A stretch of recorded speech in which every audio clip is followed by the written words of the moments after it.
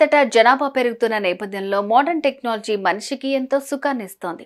ఈ టెక్నాలజీ ఎంత సౌలభ్యాన్ని అందిస్తుందో అంతే స్థాయిలో ప్రమాదాన్ని మన ముంగిట ఉంచుతోంది. టెక్నాలజీ విషయంలో ఏమాత్రం ఏమరపాటుగా నిర్లక్ష్యంగా వ్యవహరించినా కుచ్చుటోపీ పట్టం ఖాయంగా పరిస్థితులు మారుతున్నాయి. మోసం ఏ విధంగా జరుగుతుందో అది జరిగే వరకు అర్థం కాని పరిస్థితులు కనిపిస్తున్నాయి. ప్రస్తుత కాలంలో టెక్నాలజీని ఉపయోగించుకుని అనేక రకాలుగా మోసాలకు పాల్పడుతున్నారు హ్యాకర్లు. అదే తరహాలో మోసం చేసేందుకు కొత్త మార్గంతో మళ్లీ తమ చేతివాటం చూపిస్తున్నారు సైబర్ కేటుగాళ్లు. ఇప్పుడు ఆస్ట్రేలియాలో ఏకంగా ఎయిర్పోర్ట్ నెట్వర్క్ లోనే పెద్ద స్కామ్ ఒకటి వెలుగు చూసింది.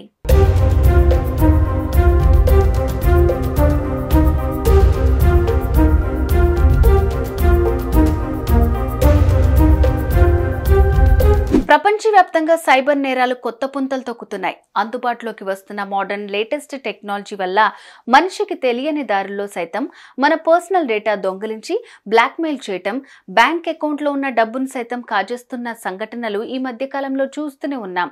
ఇప్పుడు తాజాగా ఆస్ట్రేలియాలోని ఎయిర్పోర్ట్లో ఒక ఫేక్ వైఫైతో ఓ వ్యక్తి మోసానికి పాల్పడినట్లు అధికారులు కనుగొన్నారు. అసలేంటి ఈ స్కామ్?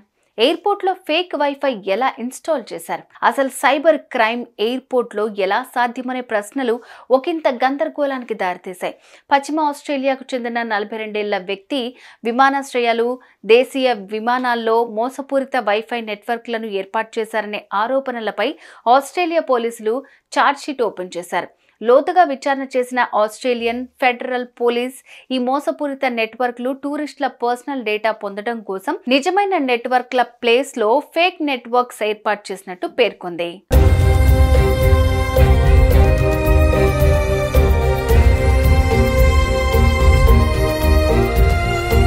దీనికి సంబంధించి వచ్చిన 9 సైబర్ క్రైమ్ ఆరోపణలను ఆ వ్యక్తిపై మోపారు పోలీసులు. ఈ మోసాలకు పాల్పడిన 42 ఏళ్ల వ్యక్తి పెర్త్, మెల్బోర్న్, ఆడిలైడ్లోని విమానాశ్రయాల్లో సహా అనేక ప్రదేశాల్లో దేశీయ విమానాలలో చట్టబద్ధమైన వైఫై నెట్వర్క్ల ఈవిల్ ట్వీన్ కాపీలను డివైస్తో రూపొందించాడని పోలీసులు ఆరోపిస్తున్నారు.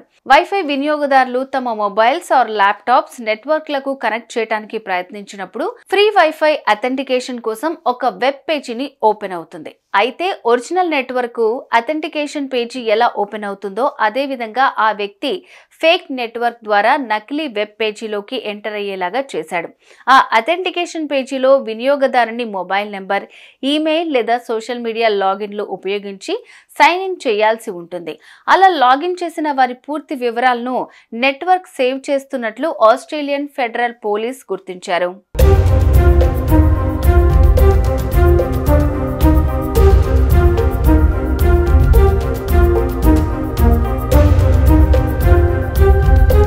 దీని ద్వారా వినియోగదారుల ఆన్లైన్ కమ్యూనికేషన్లు, మొబైల్ ఆర్ ల్యాప్టాప్లో సేవ్ చేసిన ఫోటోలు, వీడియోలు లేదా బ్యాంక్ అకౌంట్ డీటెయిల్స్తో సహా పర్సనల్ డేటా మొత్తాన్ని సైబర్ నేరగాడు యాక్సెస్ చేస్తున్నట్లు పోలీసులు గుర్తించారు. తాజాగా ఓ డొమెస్టిక్ ఫ్లైట్లో అనుమానాస్పద వైఫై నెట్వర్క్ను ఉద్యోగులు గుర్తించడంతో తొలిసారి ఈ స్కామ్ వెలుగు చూసిందని పోలీసులు తెలిపారు. అయితే ఈ స్కామ్ చేసింది ఎవరు? దీని వెనుక ఎంత సొమ్ము దోచుకున్నారు? అసలు ఎంతమంది ఇన్ఫర్మేషన్ ఆ వ్యక్తి దగ్గర ఉంది? ఎంతకాలంగా ఈ వ్యవహారం నడుపుతున్నాడు? వంటి అంశాలపైన ఆస్ట్రేలియా ఫెడరల్ పోలీసులు విచారణ చేస్తున్నారు. ఈ సందర్భంగా ఆస్ట్రేలియా పోలీస్ అధికారులు కొన్ని జాగ్రత్తలు సూచించారు.